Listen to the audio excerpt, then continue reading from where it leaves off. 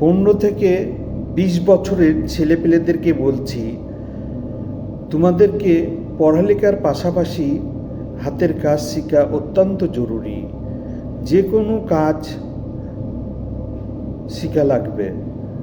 মনে রাখবে, কর্ম হচ্ছে সবচেয়ে বড় সুখ।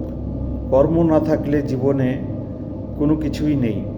পড়ালেখা যেরকম জরুরি, ওরকম হাতের কাজ শেখাও জরুরি।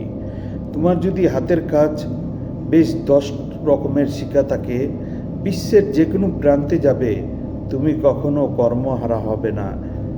কর্ম তোমার থাকলে জীবনে সুখ থাকবে, কর্ম নেই, কোনো সুখ নেই।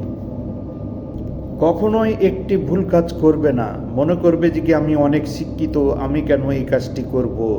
এটা কিন্তু জীবনের অনেক বড় ভুলটা নিয়ে এসে দিবে।